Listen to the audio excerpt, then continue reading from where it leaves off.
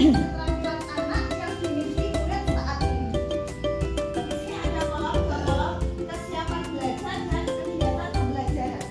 Misalkan ada si anak A, untuk murid yang telah memahami konsep nilai dan dapat melakukan operasional hitung dasar, itu kegiatan pembelajarannya diminta mengerjakan soal-soal tentang yang mengaplikasikan konsep nilai dalam kehidupan sehari-hari. Dan untuk yang anak yang B, untuk memahami konsep nilai itu belum lancar, tetapi dapat melakukan operasional hitung. Itu kegiatan belajarnya murid menghitung nilai bangun data menggunakan benda-benda yang konkret. Jadi ada perbedaan ya, anak yang sudah bisa dan yang belum. Kita melihat kesiapan anak tersebut dari pengetahuan dan keterampilannya. Tujuannya untuk memodifikasi tingkat kesulitan pada bahan pembelajaran yang akan diajarkan pada murid kita.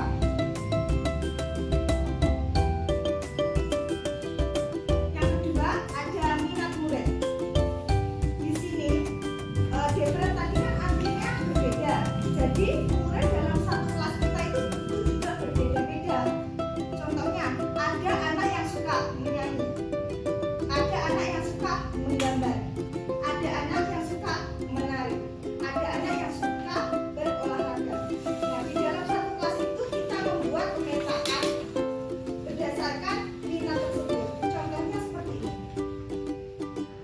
Saya bikin ini dari murid saya ya. Misalkan contoh, Samsit itu minatnya di menggambar, Felix juga, terus Arya ini di olahraga, Davi ini di menggambar.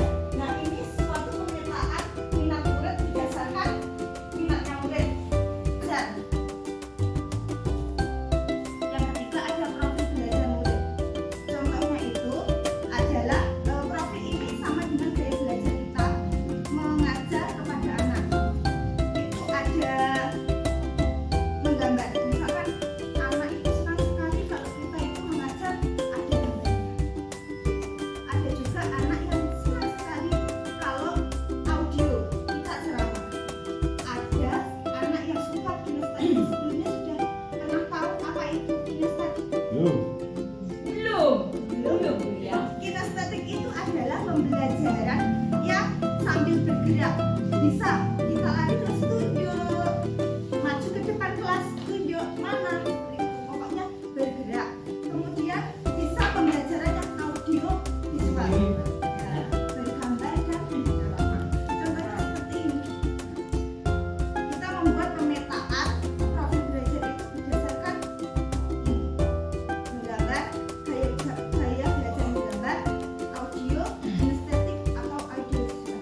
Contohnya saya Samsit ini suka sekali, yaitu kalau saya ngolangnya atau mengajarnya itu pakai gambar. Kalau Felix sukanya dengan kinestetik, menunjuk-nunjuk atau apa begitu. Kalau Arya ini misalkan audio visual dan Davi ini audio. Nah, dari tiga ini adalah tadi yang kembali lagi pembelajaran diferensiasi. Selain tiga aspek itu tadi, terdapat strategi pembelajaran diferensiasi. Strateginya ini ada strategi konten, strategi proses, dan strategi produk. Ini langsung saja saya berikan contoh ya dari saya atas kesempatan yang telah diberikan. Jika saya ada salah kata, saya mohon maaf. Assalamualaikum warahmatullahi wabarakatuh.